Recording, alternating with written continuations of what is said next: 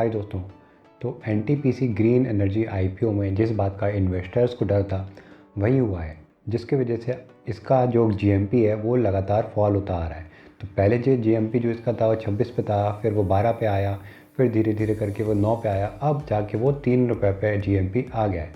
तो क्या रीज़न है ऐसा कि क्यों एनटीपीसी ग्रीन एनर्जी का आईपीओ जो है लगातार ग्रे मार्केट में इसका प्रीमियम फॉल कर रहा है? तो ये सारी डिटेल्स अपन इस वीडियो में देखेंगे, तो वीडियो पूरा लास्ट तक देखिएगा।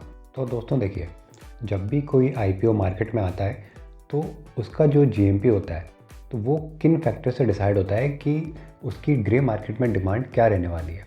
तो पहला तो ये है कि जो ग्रोथ फैक्टर होता है उस पर डिपेंड करता है कि कंपनी किस सेक्टर में है, क्या काम करती है, और फ्यूचर में वो कंपनी क्या है कि उसका ग्रोथ प्रॉस्पेक्ट्स कैसा रहने वाला है। और दूसरा फैक्टर जो बहुत इम्पॉर्टेंट है वो ये है कि कंपनी किस वैल्यूशन पर आ रही है। अब मान लो कि कोई चीज़ है जो 10 रुपये की है, अब मार्केट में अगर वो चीज़ 8 रुपये की आएगी तो और वो जाहिर सी बात है कि उसकी डिमांड रहने वाली है, क्योंकि हम मार्केट में उसको 10 रुपये पे सेल कर पाएंगे। अब वहीं अगर कोई कंपनी है जो कि 12 रुपये पे आ रही है पर उसकी असल में कीमत 10 रुपये है, या अपन कह सकते हैं कि 12 रुपये भी है, तो भाई हम 12 रुपये में ख़रीद तो लेंगे, लेकिन उसको ऊपर के दाम में बेचेंगे कैसे? क्योंकि उसके ऊपर कोई ख़रीदने वाला नहीं होगा, क्योंकि उसकी इतनी वैल्यूशन ही नहीं है।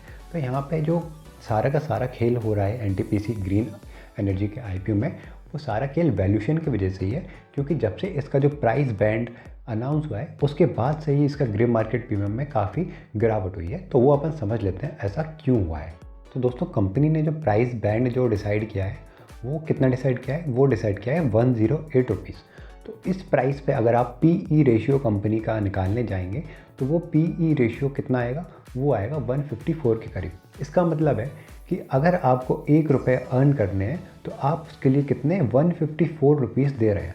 तो भाई, जब आपके पास ऑलरेडी ऐसी कंपनीज़ हैं जो कि अपन को 20 रुपये जहाँ पे अपन लगा रहे हैं वो अपन को 1 रुपये अर्न करके दे रही है, या फिर अपन 40 रुपये जहाँ पे लगा रहे हैं वो अपन को 1 रुपये अर्न करके दे रही है, मतलब पीई रेशियो क्या है कंपनी का कम है, ऐसी कंपनी से अपन को ऑलरेडी मार्केट में मिल रही है, तो अपन फिर यहाँ पर इस कंपनी में पैसा क्यों लगाएंगे? तो जब आईपीओ का प्राइस बैंड डिसाइड नहीं हुआ था तो ऐसे स्पेकुलेट किया जा रहा था कि कंपनी का जो इश्यू प्राइस होने वाला है वो 50 के लगभग होने वाला है या उसके आसपास ही रहेगा। तो अगर 50 के लगभग कंपनी का इश्यू प्राइस रहता तो इसका मतलब क्या है कि ये 108 रुपये से नीचे ही है, मतलब अपन कह सकते हैं ये हाफ ही है। तो इससे जो कंपनी की वैल्यूशन है, जिस वैल्यूशन पर ये आईपीओ लेकर आ रहा है, जो उसका पीई रेशियो हो जाता वो कंपनी का 70-80 के करीब हो जाता। और वही कंपनी के अगर अपन कॉम्पिटिटर्स की बात करें तो इसका कॉम्पिटिटर्स अपन को 70-80 के पीई रेशियो पर ट्रेड करते हुए दिख जाएंगे। तो इसके बाद भी क्या है कि कंपनी का ग्रे मार्केट प्रीमियम अपन को तेज़ी तब तक दिखाई इसलिए दे रही थी क्योंकि कंपनी क्या है कि अच्छी कंपनी है, एनटीपीसी के प्रोमोटर कंपनी है, तो इसलिए अपन को वहाँ पे ग्रे मार्केट प्रीमियम उछाल दिखाई दे रहा था जब ये इसका प्राइस अपन 50 रुपये के आसपास स्पेकुलेट करके चल रहे थे। और दोस्तों, ये जो 154 का जो पीई रेशियो है ना, ये भी पता है आपको मैंने कैसे निकाला है? जो कंपनी ने कर्जा लिया हुआ है, कंपनी के पास कितना 17,000 करोड़ के आसपास का कर्जा है, जिसमें से क्या है कि कंपनी की सब्सिडरी है, मतलब एनटीपीसी रिन्यूएबल एनर्जी NREL, ये कंपनी की क्या है कि सब्सिडरी है। तो कंपनी क्या है कि यहाँ पे 7,500 करोड़ जो आईपीओ से पैसा मिलने वाला है, आईपीओ से कितना पैसा मिलने वाला है? आईपीओ से मिलने वाला है 10,000 करोड़। उसमें से 7,500 करोड़ कंपनी क्या है कि अपनी सब्सिडरी को देगी और यहाँ से ही अपना कर्जा चुकाएगी। तो 7,500 जो करोड़ था उसमें से क्या है जो कर्जा कैसे चुकेगा?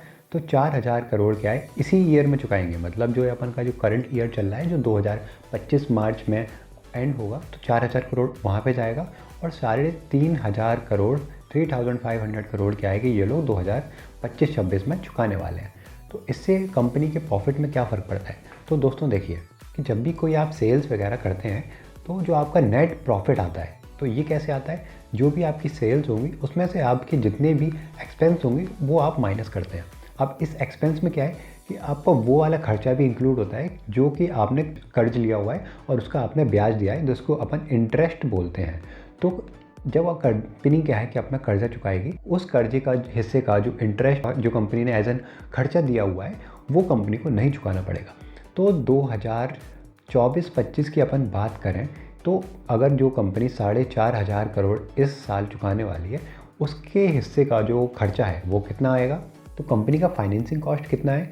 375 करोड़ आया है। कब तक का आया है? ये सितंबर 2024 तक का है, मतलब 6 महीने का डेटा है।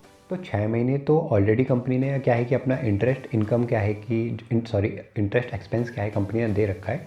अब 4,000 करोड़ में से जो कितना मतलब एक्सपेंस ऐसा होता है जो कंपनी क्या है कि इंटरेस्ट इनकम के रूप में देगी। अब 4,000 करोड़ क्या है, जो 17,000 करोड़ था ना, इसमें से अपन देखेंगे कि कितना परसेंट है। तो 4,000 करोड़ 23% है 17,000 करोड़ में से, मतलब 23% जो आपका इसमें से अपन 375 में से निकालेंगे तो वो आपका मोटा मोटा 75 करोड़ के आसपास का आएगा। तो 75 करोड़ जो अपन ने ब्याज दिया है इस 6 महीनों में, वो अपन को अगले 6 महीने में नहीं देना पड़ेगा। तो ये 75 करोड़ जो खर्चा यहाँ पे बचा है, क्योंकि अपन को यहाँ पे 4,000 करोड़ का अपन ने क्या है कि जो कर्जा है वो चुका दिया है, तो उसका जो इंटरेस्ट का जो एक्सपेंस था वो बच गया है। तो ये 75 करोड़ क्या है कि जो नेट प्रॉफिट है कंपनी का, वहाँ पे जुड़ जाएगा। अब वहाँ पे जुड़ने से क्या हुआ, तो कंपनी का जो अर्निंग पर शेयर है वो भी इंक्रीज़ हो जाएगा। क्योंकि अर्निंग पर शेयर कैसे निकालेंगे, टोटल जो नेट प्रॉफिट होता है कंपनी का उसको अपन डिवाइड करते हैं कितने से, जो कंपनी के टोटल शेयर्स होते हैं। तो टोटल शेयर्स तो कंपनी के बढ़ जाएंगे क्योंकि कंपनी और शेयर्स इश्यू कर रही है, और वहीं पे अपन क्योंकि कर्जा वाला जो पैसा है वो थोड़ा कम हो जाएगा, तो नेट प्रॉफिट भी कंपनी का थोड़ा बढ़ जाएगा। तो अर्निंग पर शेयर जो कंपनी का अर्निंग पर शेयर है, मतलब जो कंपनी एक शेयर पे कितना अर्न करके दे रही है, तो अगर वो अपन निकालेंगे फाइनेंसिंग कॉस्ट जो अपन ने अभी हटाई है 75 करोड़ की, तो उसके बाद एक साल का जो अर्निंग पर शेयर हो जाएगा वो 0.70 हो जाएगा।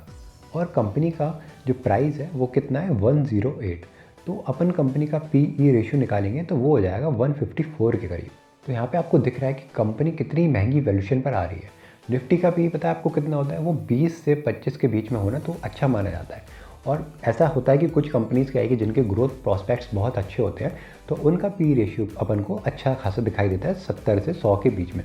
लेकिन माना कि ग्रीन एनर्जी अभी आने वाले टाइम में बहुत अच्छा सेक्टर होने वाला है, लेकिन इसका मतलब ये नहीं है कि कंपनी कोई भी वैल्यूएशन लेके यहाँ पे आ जाएगी और इन्वेस्टर जो है उसमें अप्लाई कर देंगे।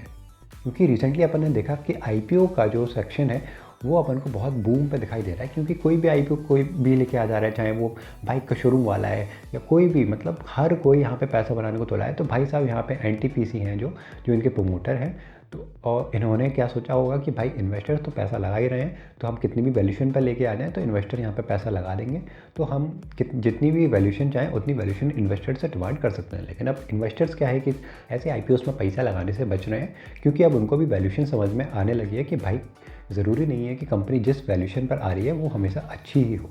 और एक इम्पॉर्टेंट बात आप और समझिए कि NTPC जो इनका प्रमोटर्स है ना, इनने पास्ट में NTPC जो ग्रीन एनर्जी जिसका ये IPO लेके आ रहे हैं, इस पर राइट्स इश्यू जो होते हैं ना कंपनी के, वो भी पहले कंपनी इशू कर चुकी है।